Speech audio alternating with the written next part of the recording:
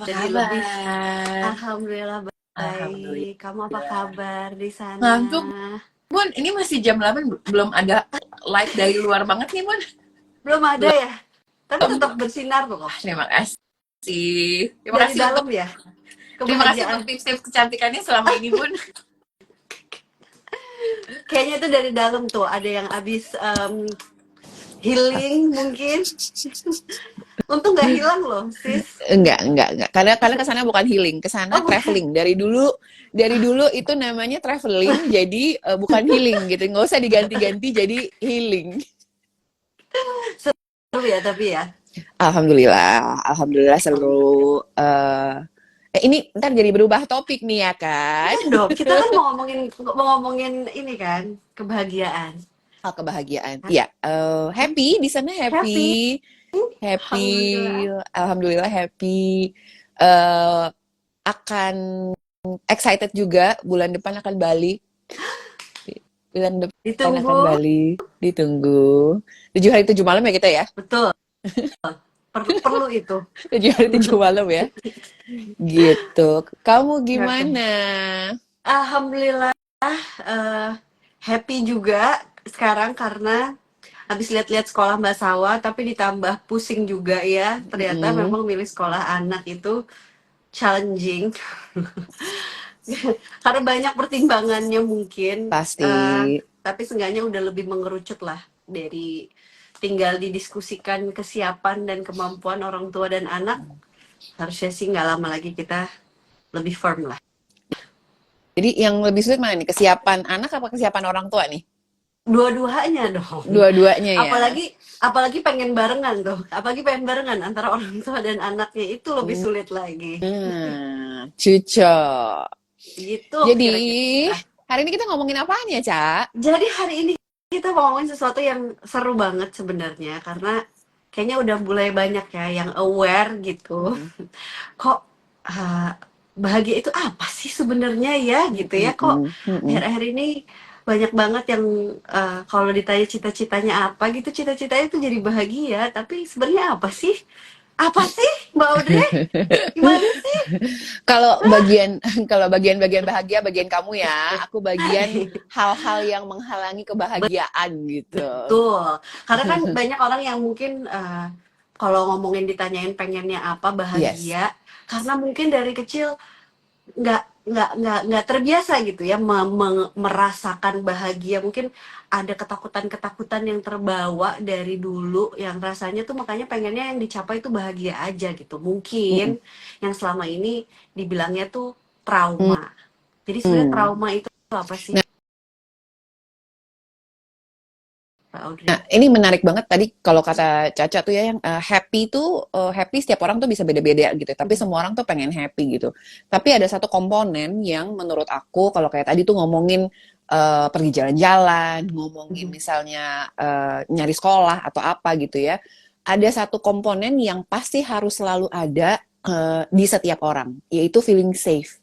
Mhm. Nah, sebagus apapun pemandangannya, tapi kayak lagi ada kebakaran misalnya gitu ya, atau misalnya ada yang lagi dikejar gitu misalnya, pasti komponen happiness-nya berturun atau bisa sampai nggak ada.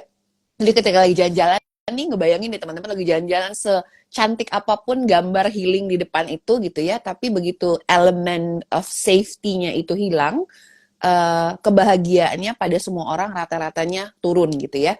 Sama Mhm. apapun lah kejadian yang kita lihat gitu ya, secakep apapun anaknya. Kalau orang bilang kan, mau siapa sih? Aduh, Mbak Caca mah udah cakep, anaknya pinter, ini itu gitu ya kan. Kurang bahagia apa sih gitu ya. Semua komponen itu bisa ada, but the sense of safety is gone, level of happiness-nya juga berturun. Nah, ini berhubungan banget nih sama trauma. Jadi, yang banyak terjadi atau cukup seragam terjadi di klien-klienku yang punya traumatic experience adalah the lack of sense of safety. Jadi ketika rasa amannya tuh dibalik lagi nih amanasa banget nih, Nah, iya amanasa banget banget. banget gitu. Rasa Heeh. amannya hilang, the sense of safety-nya hilang, otomatis kebahagiaannya menurun banget. Nah, kalau ditanya Menurun banget. dengan trauma tuh apa? Trauma tuh simple banget. Simple dalam arti too fast, too soon, too intense for your nervous system. Jadi kalau orang bilang, apa sih trauma lo tuh udah berapa tahun sih, Cak? Udah 15-16 tahun yang lalu. Udah sih, nggak usah diingat-ingat lagi. Jangan jadi pendendam. Masalahnya itu bukan dendam gitu. Kita nggak milih. Hari ini pengen inget trauma yang itu kali ya, gitu, yang pernah ditinggal sama Mbak Audrey gitu kan, atau misalnya pengen ini gitu. Kita tidak pernah berencana, atau orang-orang dengan trauma itu tidak pernah berencana bangun pagi, gue pengen milih trauma yang ini, gue pengen inget yang ini, gue pengen sakit hati yang ini. Nggak milih gitu loh. Tapi segala sesuatu itu terjadinya cepet banget. Too fast, too soon, too intense for your nervous system. Yes. Aku kayak perlu catat juga deh. Too fast, too soon, too intense. Too fast, too soon, too intense. Jadi misalnya contohnya, kayak apa sih Mbak Odi contohnya too fast, too soon, too intense gitu. Beda banget ya gue kalau udah, walaupun pagi tapi ngomongin sesuatu topik yang memang menjadi curahan hati, langsung menjiwai banget. naik gitu ya kan. Too fast, too soon, too intense. Misalnya, contohnya anak-anak sekarang yang mungkin lahirnya di masa-masa pandemi gitu ya. Kalau sekarang kan udah mulai banyak keluar ya. Kalau awal-awal waktu baru keluar ke playground, menurut kita kan happy ya. Ada suara, ada ini, ada itu, ada ini. Buat anak-anak, aku nggak pernah lihat ini selama 2 tahun hidup aku gitu ya. Jadi it was just too intense. It was too intense for the kid gitu ya. So itu juga bisa jadi traumatic experience gitu. Misalnya ada juga anak-anak yang takut sama badut, atau misalnya Chinese New Year tuh ada barongsai gitu kan ya. Masih ada nggak ya? Masih ada kayaknya masih yang ini seru loh. Mungkin menurut kita kan wah ini gede, ini seru dan segala macam. Tapi mungkin buat anak-anaknya this is too intense for me. Jadi nggak selalu sesuatu yang kita pikir oh iya ya, anak-anak harusnya suka. Atau misalnya datang udah lama banget pengen ke Dufan gitu, pengen ngeliat kayak apa gitu ya. Pas begitu sampai sana tuh anaknya nggak mau, mama nggak mau gitu, because it was too fast, too soon, too intense. So either one, nggak harus tiga-tiganya. So either it's too fast. Contohnya misalnya yang paling relate tuh adalah bisa kecelakaan. Kecelakaan orang kadang-kadang ngeliat gitu ya.